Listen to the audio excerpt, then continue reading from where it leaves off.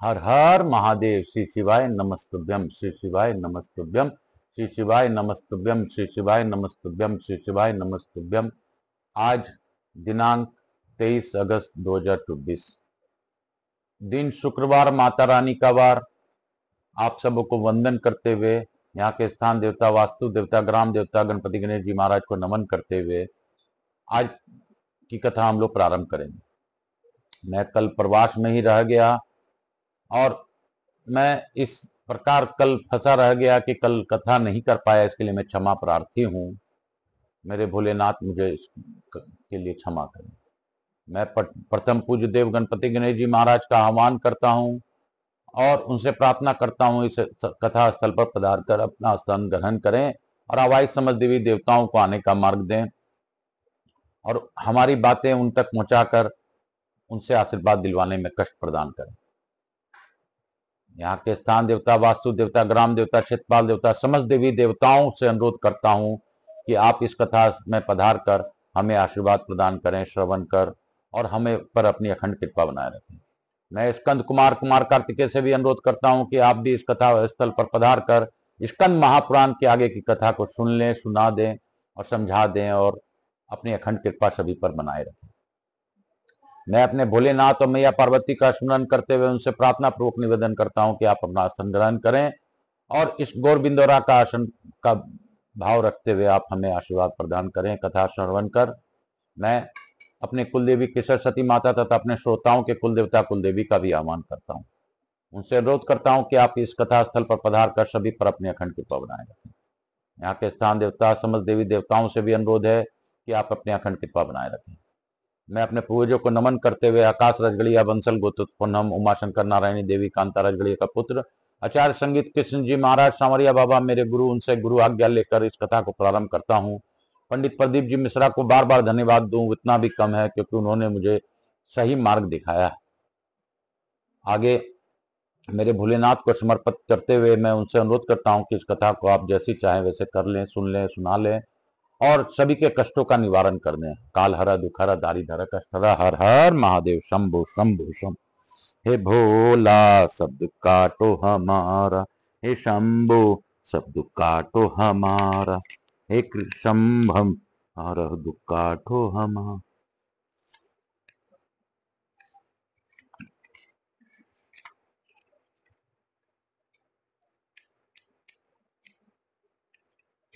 भोला सब दुख काटो हमारा, हे शंकर सब दुख काटो हम लोगों ने परसों जो पढ़ा था वो पढ़ा था कि स्वर्णमुखी के जल में स्नान करके मनुष्य दुष्स्वप्न के विघ्न से तथा ग्रहों के दुष्ट स्थान में रहने से प्राप्त होने वाले पाप ताप से तर जाता है।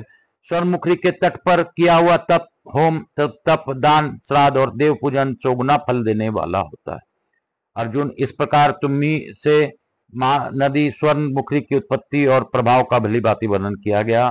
बोलो शंकर भगवान की जय। आज की हम लोग कथा काशी काशी शिव काशी मोक्ष नगरी काशी की जय। अर्जुन ने पूछा, मुने स्वर्णमुखी नदी में किन किन पवित्र नदियों का संगम हुआ है तथा इसमें कहाँ स्नान करने से समस्त पाप कट जाने के कारण मनुष्य यमराज के भय को भी नहीं प्राप्त होते हैं। भारद्वाज जी बोले, कुंती नंदन, अगस्त पर्वत से जहां पहले पहल महानदी स्वर्णमुखी पृथ्वी पर उतरी है उस तीर्थ में स्नान करके मनुष्य कृतार्थ हो जाता है। वह पावन तीर्थ त्रिभुवन में अगस्त तीर्थ के नाम से प्रसिद्ध है। उस तीर्थ में जो प्रयत्नशील साधक अपने इंद्रियों को संयम में रख करते हुए स्नान करते हैं वे संपूर्ण फल प्राप्त करते हैं। वहां सब लोगों को आनंद देने वाले अगस्त मुनि के द्वारा स्थापित किए हुए भगवान शिव अगस्तेश्वर के नाम से प्रसिद्ध हैं।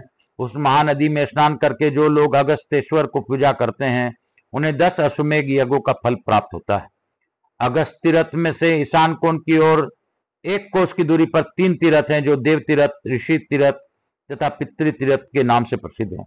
वहीं पर अगस्त मुनि ने देवताओं और ऋषियों तथा पितरों का पूजन किया था। जो लोग स्नान करके उन तीर्थों में तर्पण करते हैं वे तीनों ऋणों से मुक्त होकर अच्छा ईश्वर को प्राप्त होते हैं। वहां से पूर्व उत्तर की ओर जो 2 योजन की सीमा में वेना नाम वाली महानदी स्वर्णमुखी से मिली है। इन दोनों नदियों के संगम में विधि पूर्वक स्नान करने वाले मनुष्य 10 अश्वमेघ यज्ञों का फल प्राप्त करते हैं। वेना से मिलकर परम पवित्र स्वर्णमुखी नदी पर्वतों के दुर्गम मार्ग से उत्तर वाहिनी होकर गई है, फिर पर्वतों के बीच में होकर विषम मार्ग से आगे बढ़ती हुई 4 योजन दूर जाकर प्रकाश में आई है। वहां से पूर्व 1.5 योजन की दूरी पर उदकल नामक मनोहर स्थान में वह महानदी पूर्व वाहिनी हो गई है। वहीं भगवान शंकर का अगस्त्येश्वर नाम से प्रसिद्ध और 2 और शिवलिंग है, जो स्मरण मात्र से मनुष्यों के समस्त पापों का निवारण करता है। जो मनुष्य इस महानदी में स्नान करके इंद्रियों को संयम में रखते हुए अगस्त मुनि के द्वारा स्थापित भगवान पार्वतीनाथ का दर्शन करते हैं, वे अनेक जन्मों के उपार्जित पाप राशि को दूर करने के अनंत काल तक स्वर्ग लोक में सुख भोगते हैं। वहां से तीर्थ समुदाय से सुशोभित स्वर्णमुखी नदी पुनः आधे योजन तक उत्तर की ओर गई है। वह प्रदेश हिंद ताल और साल आदि वृक्षों से बड़ा मनोहर प्रतीत होता है। वही व्याघ्रपदा नाम वाली नदी स्वर्णमुखी नदी से मिली है। उन दोनों नदियों के संगम में स्नान करने वाले श्रेष्ठ मनुष्य 10 अश्वमेध यज्ञों के पूर्ण फल प्राप्त करते हैं। व्याघ्रपदा नदी के तट पर शंख तीर्थ सुशोभित है, जो सब पापों का नाश करने वाला है। हे अर्जुन, वहां शंखेश्वर नाम से प्रसिद्ध भगवान शिव विराजमान है। जो उस तीर्थ में भली भांति स्नान करके भगवान शंकर का दर्शन करते हैं, वे 10 अश्वमेध यज्ञों का फल प्राप्त करके देवलोक में जाते हैं। व्याघ्रपदा संगम से 1 योजन भूमि आगे जाकर शुभ एवं निर्मल जल बहाने वाली मुनीन्द्र सेवित स्वर्णमुखी नदी वृषभाचल के समीप पहुंचती है। वहां मंगलदायिनी कल्या नाम वाली पवित्र नदी स्वर्णमुखी में आकर मिली है। वह वृषभाचल से प्रकट हुई है। तीर्थराज से उसकी शोभा और बढ़ गई है। नदियों में उत्तम कल्या नदी पाप समूह का नाश करने वाली है। उन दोनों नदियों के संगम की महिमा बतलाने में कौन समर्थ है। जहां नदी के बीच में ब्रह्मशिला विराजमान है और अगस्त जी की तपस्या के प्रभाव से वहां गया तीर्थ का वास है। उन दोनों नदियों के पवित्र संगम में स्नान करने वाले मनुष्य 100 पुंडरी यज्ञों का फल प्राप्त करते हैं और उनके ब्रह्म हत्या आदि समस्त पाप नष्ट हो जाते हैं। तदंतर महानदी स्वर्णमुखी के उत्तर भाग में आधे योजन दूर सुप्रसिद्ध वेंकटाचल पर्वत विराजमान है, जिसकी ऊंचाई 1 योजन की है। भगवान मधुसूदन ने पहले वराह शरीर से इस पर्वत को अपने रहने के लिए स्वीकार किया था, इसलिए श्रेष्ठ पुरुष ने इसे वराह क्षेत्र कहा है। वेंकटाचल पर भगवान विष्णु श्री लक्ष्मी जी के साथ सदैव निवास करते हैं।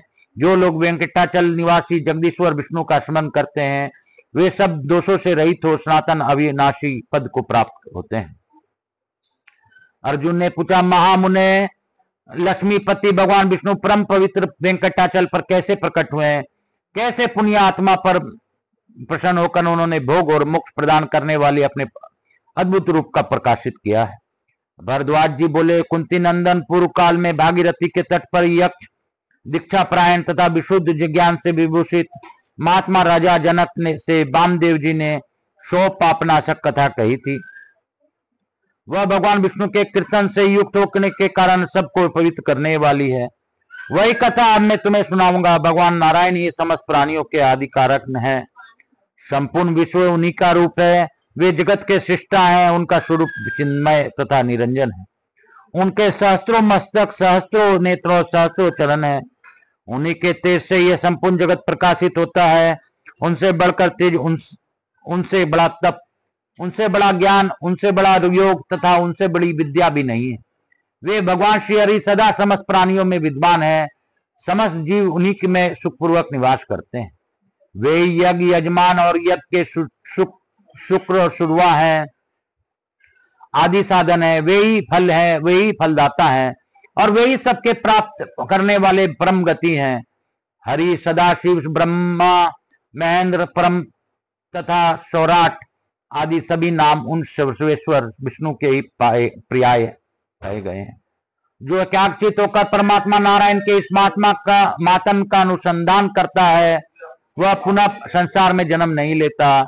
भगवान विष्णु चिदानंद स्वरूप, सबके साक्षी, निर्गुण, उपाधि शून्य तथा नित्य होते हुए भी स्वेच्छा से भिन्न भिन्न अवस्थाओं को अंगीकार करते हैं। वे पवित्रों में परम पवित्र है। निराश्रितों की परम गति है। देवताओं के भी देवता है तथा कल्याणमय वस्तुओं के भी परम कल्याण स्वरूप है। बोध्य पदार्थ में एकमात्र वे ही बोध्य है। दया तत्वों में सर्वोत्तम दया है, विनयों में सबसे अधिक विनय और नए भी वे ही हैं। वे संपूर्ण तेजों को उत्पन्न करने वाले तेज हैं, तपस्याओं में उच्च कोटि की तपस्या है तथा सब प्राणियों के परम आधार हैं। जनार्दन भगवान विष्णु का आदि और अंत नहीं है। उनके स्वरूप को इदमिथम रूप से जान लेने में ब्रह्मा आदि भी मूल हैं। वे अजन्मा होकर भी जन्म लेते हैं, सर्वात्मा होकर भी शत्रुओं के वध करते हैं तथा सर्वतंत्र होकर भी अपने भक्तों से स्वतंत्र रहते हैं। सर्वज्ञ भगवान गरुड़ ध्वज ही कर्मों के साक्षी हैं। मुनि लोग एकाग्रचित होकर उनके स्वरूप को खोज करते हैं। भगवान की चतुर्व्यूह नाम से प्रसिद्ध 4 मूर्तियां हैं। उनके नाम इस प्रकार हैं: संकर्षण, वासुदेव, प्रद्युमन तथा अनिरुद्ध। पहले प्रणव का उच्चारण हो, तत्पश्चात भगवान के प्रकाशमान हृदय स्वरूप नमः पद का उच्चारण हो, उसके बाद भगवान और वसुदेव ये 2 पद हो। उनमें से जो मंत्र बनता है वह ओम नमो भगवते वासुदेवाय मंत्र भगवान के स्वरूप का प्रकाशक है। जो प्रतिदिन एकाग्रचित होकर इस मंत्र का राज का जप करता है वह भगवान विष्णु की कृपा से समस्त सिद्धियों का भाजन होता है।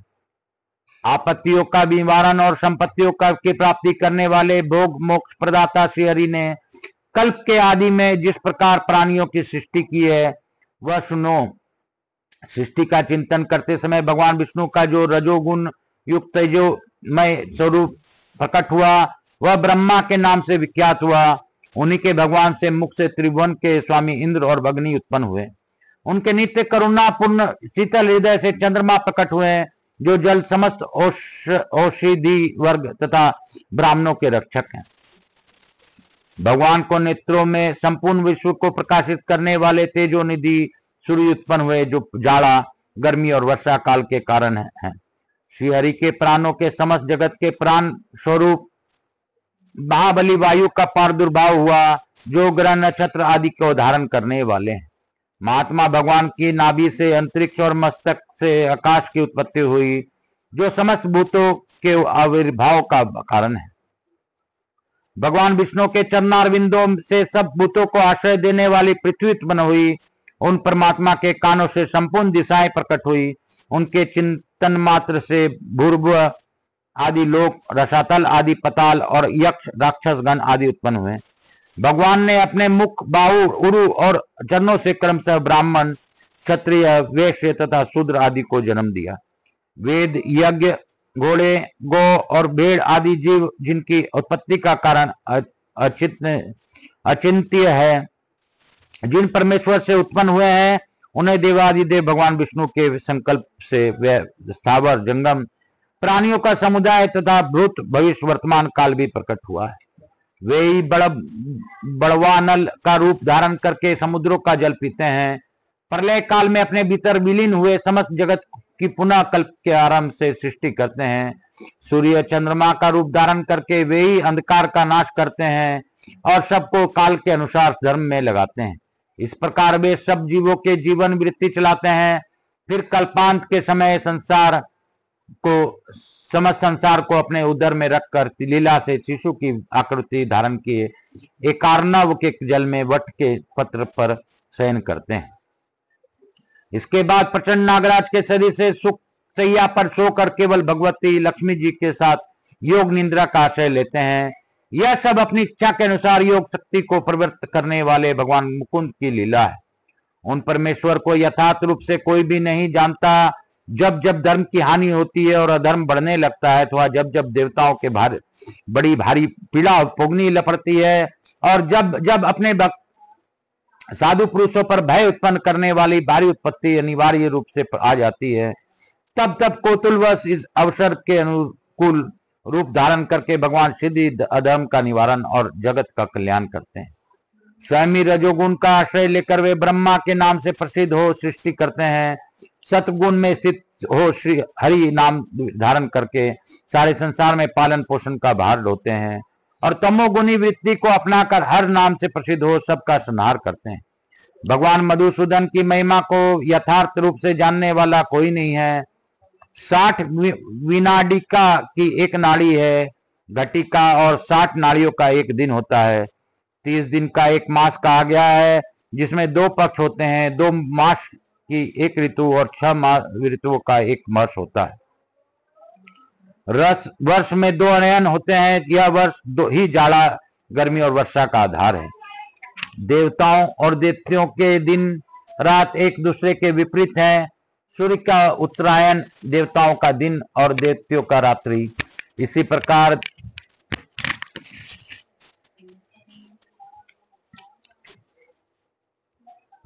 यह सब क्रम के अनुसार समझना चाहिए। अर्जुन 43,20,000 वर्ष का एक महायुग होता है, जिसमें सतयुग से लेकर कलयुग सभी युग सम्मिलित हैं। 71 महायुगों का एक मनवंतर होता है। स्वयंभू, सौरोचिस, उत्तम, ताजमस, रेवत तथा चाक्षुज, ये 6 मनु अपने इंद्र देवता और ऋषियों सहित व्यतीत हो चुके हैं। इस समय 7वें मनु वर्तमान है। इनके समय में आदित्य, वसु तथा रुद्र आदि देवतागण हैं। 100 अश्वमेध यज्ञों के अनुष्ठान करके तेजस्वी ने इंद्र पद प्राप्त किया है। विश्वामित्र में भारद्वाज आदि, अत्रि, जमदग्नि, कश्यप, वशिष्ठ तथा गौतम, यही सप्तऋषि। विवस्वत मनु के महाबली सुरवीर पुत्र धर्मपरायण राजा इक्ष्वाकु आदि ने इस पृथ्वी का पालन किया है।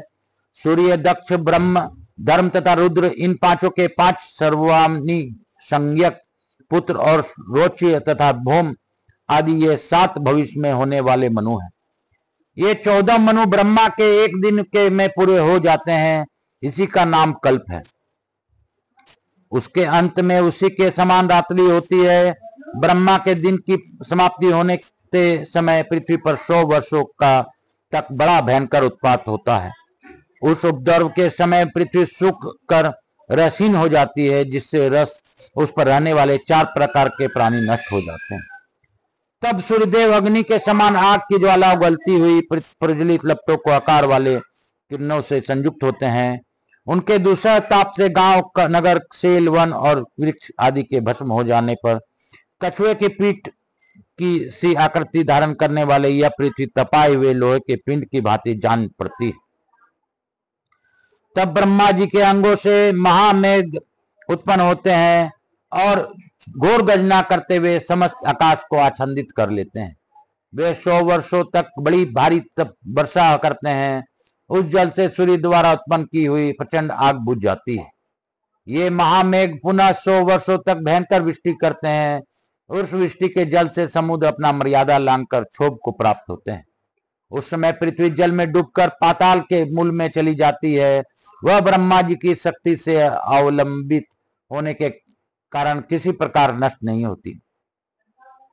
तदंतर ब्रह्मा जी के निश्वासन से वायु प्रकट होते हैं, जो कल्पांत में उत्पन्न हुए समस्त महामेघों को छीन भिन्न कर देते हैं। फिर वह वायु भी 100 वर्षों तक दुर्निवार वेग से बहती रहती है। तत्पश्चात उस वायु को भगवान के नाभि कमल में छोड़कर भगवान ब्रह्मा उस जल में योग निद्रा का आश्रय लेकर सोते हैं। योग निद्रा में पड़े पड़े ब्रह्मा जी की उतनी ही बड़ी रात व्यतीत होती है जितना बड़ा उनका दिन है। रात बीतने पर ब्रह्मा जी उठते हैं और भगवान विष्णु की आज्ञा से पूर्वज सब जीवों की वेग पूर्वक सृष्टि करते लगते हैं। प्रत्येक कल्प में समुचित रूप धारण भगवान विष्णु जगत का पालन करते हैं।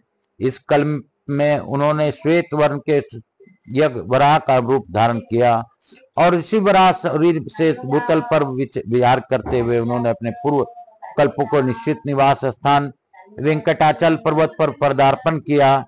स्वामी पुष्करणी के तट पर चिरकाल तक विचरण करते हुए वराह जी ने कमल के आसन पर विराजमान भक्ति युक्त ब्रह्मा जी को देखा। ब्रह्मा जी ने भक्ति भावन भगवान की पूजा करके प्रार्थना की, पर वो आपने पुरातन दिव्य स्वरूप को धारण कीजिए। ब्रह्मा जी की अब विनय सुनकर भगवान ने वराह की आकृति त्याग दी और अन्य भाव से भजन करने योग विश्व मय रूप को ग्रहण कर लिया। बोलो शंकर भगवान की जय। काशी काशी शिव काशी, मोक्ष नगरी काशी की जय। गुरु आज्ञा लेके आज की कथा को मैं यहीं पे विराम दूंगा और लघु इत्यादि करके आरती करके इस कथा को आज यहीं पे हम लोग रोकेंगे। काल हर दुख हर दारी धर कष्ट हर, हर हर महादेव शंभो शंभो। हे बम बम भोला नाचे मेरा भोला, बम बम भोला। काल हर दुख हर दारी धर कष्ट हर, हर हर।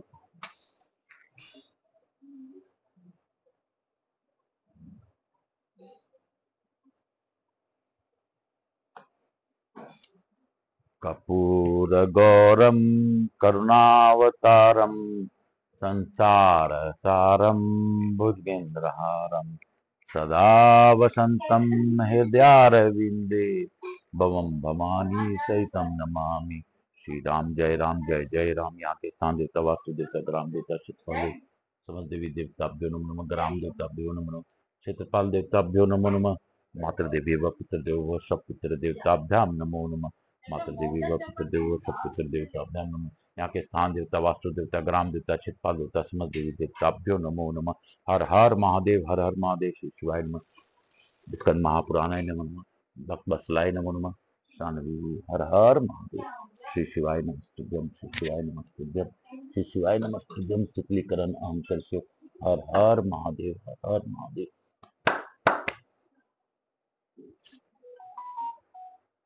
हे बम बम भोला नाचे मेरा भोला, बम बम भोला। श्री शिवाय नमस्तुभ्यम श्री शिवाय नमस्तुभ्यम हर हर महादेव। काल हर दुखर दारी धर कष्ट हर, हर हर महादेव शंभो शंभो शंभो। हर हर महादेव। अब बम बम भोला हर हर महादेव। यहाँ के स्थान देवता वास्तु देवता समस्त देवी देवताओं को धन्यवाद देता हूँ। मैं प्रथम पूज्य देव गणपति गणेश जी महाराज, लक्ष्मी जी महारानी, रिद्धि सिद्धि शुभ लाभ कुबेर जी महाराज से अनुरोध करता हूँ कि इस कथा स्थल पर आपने पधार कर इस कथा का श्रवण किया, आप हमारे यहाँ निवास कर अखंड कृपा बनाए रखें। आवे समस्त देवी देवताओं से अनुरोध करता हूँ कि आप हम सभी लोगों को आशीर्वाद प्रदान कर अपने स्थान को गमन करें, पुनः बुलाने पर पधार कर आशीर्वाद प्रदान करें। मैं अपने भोलेनाथ मैया पार्वती को धन्यवाद देता हूँ कि उन्होंने गौर बिंदोरा के रूप में इस कथा का श्रवण किया और भावपूर्वक जैसी भी कथा आपने चाही वैसी करवाई। भैया मैया भोलेनाथ, आप ही ब्रह्मा है, आप ही विष्णु है, आप ही श्री हरि हैं, आप ही महेश हैं, आप ही सभी काल हैं। तो हे महादेव महाकाल, मैं आपसे प्रार्थना करता हूँ मुझसे जुड़े मेरे बंधु बांधव जो भी मेरे हितकारी हैं सभी पर अपनी अखंड कृपा बनाए रखें। मेरे व्यवसाय से जुड़े मेरे व्यवसायियों पर, मेरे साझेदारों पर अखंड कृपा बनाए रखें और जो किसी भी प्रकार से मेरे कार्य में मेरी सहायता करते हैं उन सभी लोगों के परिवार और उन पर अखंड कृपा बनाए। हे महादेव, आपसे यह भी प्रार्थना है कि मेरे दुखों को आप जानते हैं, आपके सिवाय मेरे इस सृष्टि में कोई नहीं है। महादेव, सभी मेरे बस लोग हैं, लेकिन आप ही हैं जो कि मेरे कष्टों को तारण कर सकते हैं। महादेव, कल मैं जिस कार्य से गया हूं उस कार्य को आप सिद्ध करा दीजिए। आपसे यही विनती है। व्यवसाय हमारा बढ़ा दीजिए, हमारे बच्चों को व्यापार में लगा दीजिए, हमारा कार्य अच्छे से चले, इसके लिए अपना आशीर्वाद। महादेव, मुझे निरोगी काया दीजिए, मेरे कष्ट बहुत है और मैं आपसे मांगता ही रहता हूं और मांगूंगा, आपको करना होगा। काल हरा दुखहरा दारी धरा कष्ट हरा, हर हर महादेव शंभु शंभु शंभु शंभु शंभु शंभु शंभु। ओम नमः शिवाय, हर हर भोले नमः शिवाय। ओम नमः शिवाय, हर हर भोले नमः शिवाय। नमः शिवाय नमः शिवाय नमः शिवाय नमः शिवाय। ओम नमः शिवाय, हरि ओम नमः शिवाय नमः शिवाय। ओम नमः शिवाय, ओम नमः शिवाय, ओम नमः शिवाय, ओम नमः शिवाय, ओम नमः शिवाय, ओम नमः शिवाय, ओम नमः शिवाय। हर हर भोले नमः शिवाय। काल हर दुखहर दारी धर कष्ट हर, हर हर महादेव शंभु शंभु शंभु शंभु शंभु।